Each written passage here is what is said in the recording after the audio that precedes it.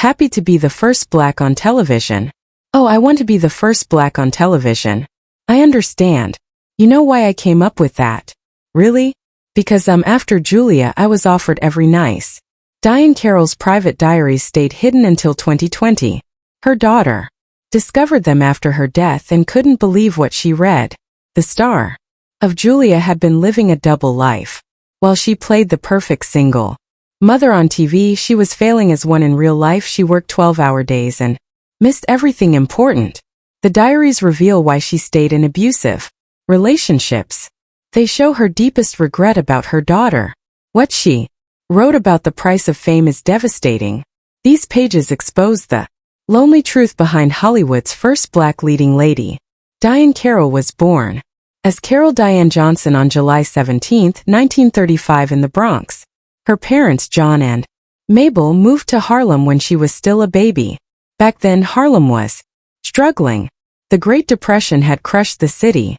Almost half the people in Harlem had no jobs.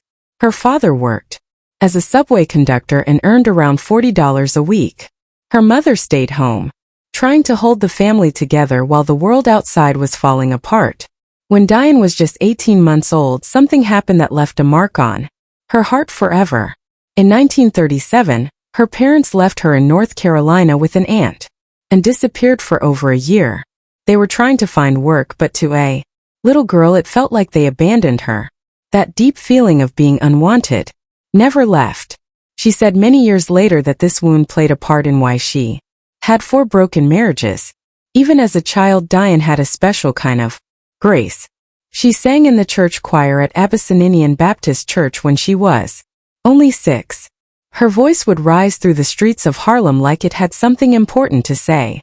By the time she was 10 in 1945, she had already started modeling for Ebony magazine.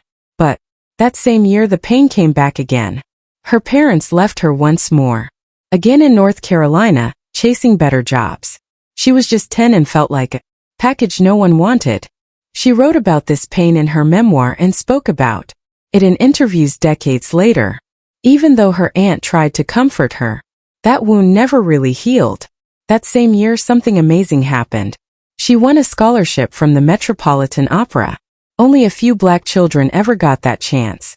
She sang in Italian and German and left everyone stunned. But her mother pulled her out. Just weeks later, she didn't want her daughter to lose a normal childhood. Diahann later said it broke her heart. She believed she might have become the first black opera star at the Met if she had stayed. Instead, she kept training. She took music classes and sang in church. She modeled for Ebony and made about $100 a week by the time she was 15. Life was still hard. She faced rejection constantly. She was told she was too dark. She was told she didn't fit the roles. But she didn't stop. From 1949 to 1954, she studied at the High School of Music and Art in Manhattan. It was a beautiful old building that looked like a castle. She studied singing and acting with other young talents like Billy D. Williams. She changed her name to Diahann Carroll during that time because she wanted something that stood out. Even in this creative space, she still felt the sting of racism. Most black students weren't expected to succeed, but she kept going. Then in January 1954, when she was just 18, everything changed. She went on a TV show called Chance of a Lifetime. She sang her heart out and won the contest, beating ventriloquists and comedians.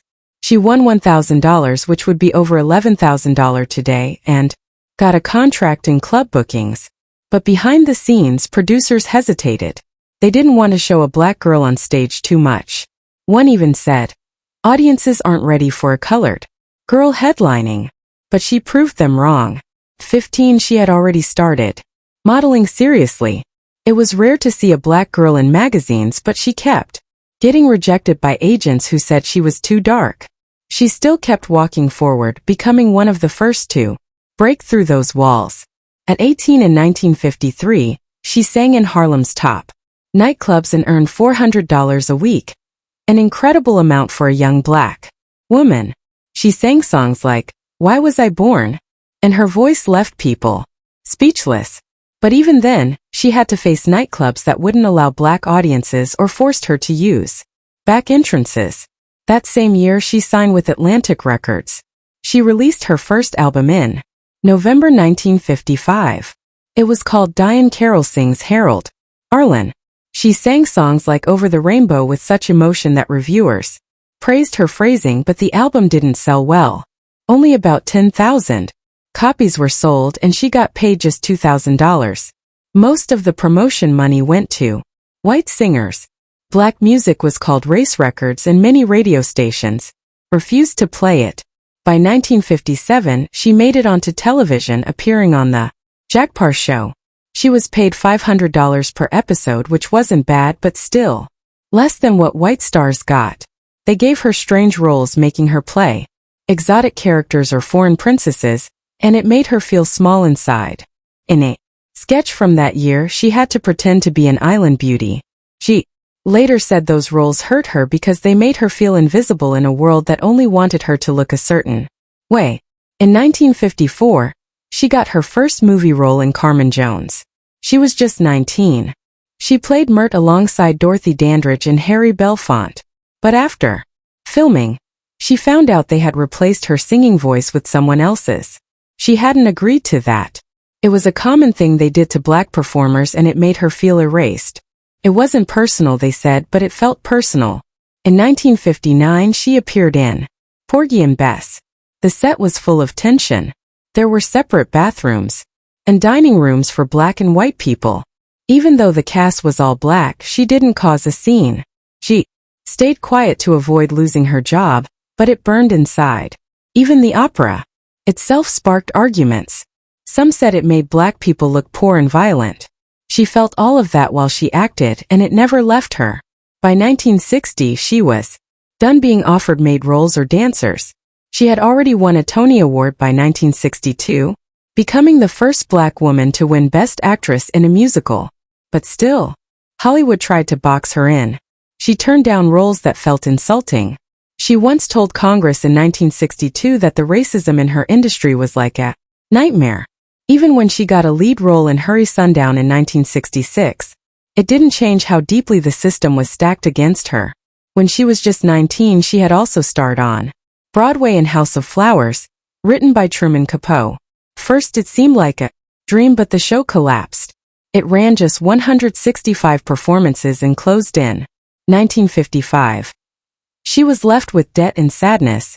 She sang in clubs across New York and Las Vegas just to survive. It nearly broke her, but she kept climbing. Then came No Strings in 1962. She played a black fashion model in love with a white writer. It was a bold story set in Paris and she made history again. The show won her that Tony Award, but the hate came with it. Some people sent threats. Some theaters refused to run the show. One letter called her a race traitor. She didn't back down.